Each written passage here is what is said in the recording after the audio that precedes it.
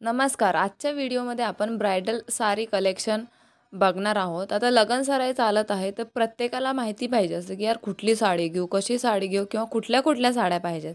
तर चला, पहिली साडी आपण पैठणी बघणार आहोत. जर तुम्ही महाराष्ट्रीयन नवरी आहात, तर तुमच्या जे म्हणजे साड्या आहेत, लग्नाच्या साड्या, त्याच्यामध्ये एक तरी पैठणी साडी ही असायलाच हवी. म्हणजे तुम्ही तुम्ही बाकी साड्यांमध्ये अजून ऑप्शन घेऊ शकता, पण एक साडी ही तुमची पैठणी असायलाच हवी. मग तुम्ही ती एंगेजमेंटला घालू शकता किंवा बऱ्याच मुलींना तुम्ही लग्नामध्ये सुद्धा पैठणी साडीच घातलेल्या बघता आणि खरंच ती आपली पारंपरिक साडी खूप छान दिसते. अगदी रिझनेबल म्हणजे प्राईजमध्ये सुद्धा तुम्हाला ती भेटून जाते. मीडियम रेंजमध्ये सुद्धा खूप चांगल्या पैठणी साड्या भेटतात आणि आपलं तेवढं बजेट तर असतंच लगनसराईमुळे. बघा, पैठणीमध्ये सुद्धा भरपूर सारे म्हणजे प्रकार आहेत. जसं की महाराणी पैठणी आहे ना, ती थोडीशी जास्त भरलेली असते आणि लग्नामध्ये ती साडी खूप छान वाटते. त्याचबरोबर फ्लावर डिझाईन पैठणी किंवा मुनिया बॉर्डर पैठणी, असे बऱ्याच पैठणींचे सुद्धा प्रकार आहेत.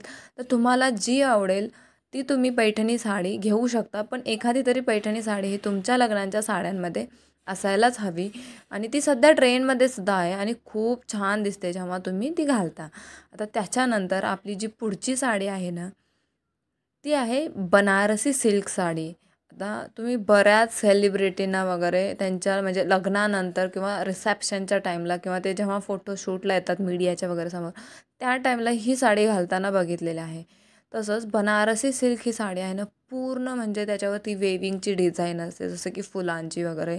खूप छान जरीचं काम असतं. अगदी त्याचं जे सिल्क असतं ना, ते सॉफ्ट असतं आणि ते एवढी छान दिसते ना, म्हणजे नवरी मुलीच्या अंगावरती घालण्यासाठी ही परफेक्ट साडी आहे. तुम्ही लग्नाचा शालूसुद्धा बनारसी सिल्क साडी घेऊ शकता. तुम्हाला त्याच्यामध्ये रिझनेबलपासून ते अगदी खूप जास्त म्हणजे हेवी रेंजपर्यंत शालू भेटून जातो.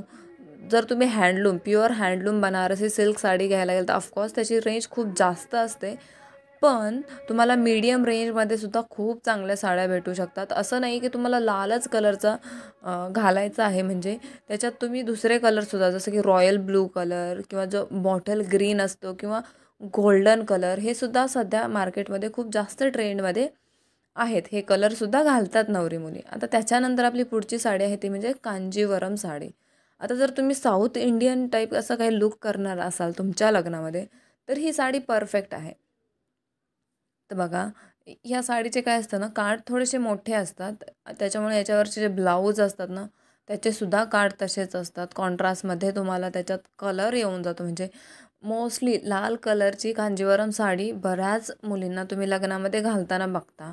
पण त्याचबरोबर रॉयल ब्लू कलर किंवा गोल्डन कलर, असे बरेच कलर आहेत जे तुम्ही घेऊ शकता. बघा, ही जी अशी साडी आहे ना रेड कलरची, ती सेम मी माझ्या लग्नामध्ये घेतली होती आणि खरंच त्याचं जे सिल्क आहे ना, ते खूप छान असतं आणि ते खूप सुंदर दिसतं अंगावरती. सो तुम्ही पण एखादी कांजीवरम साडी घेऊ शकता.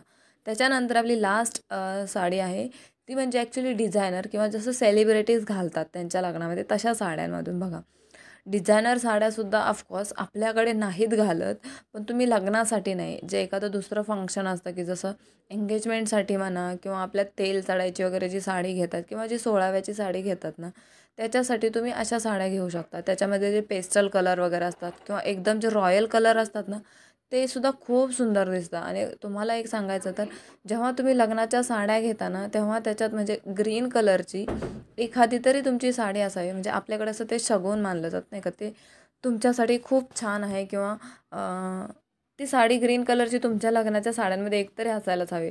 मग तुम्ही हिरवी घ्या किंवा लाल घ्या, पण त्या दोन्हीमधून एकतरी कलर हा तुमच्या साड्यांमध्ये असायलाच हवा.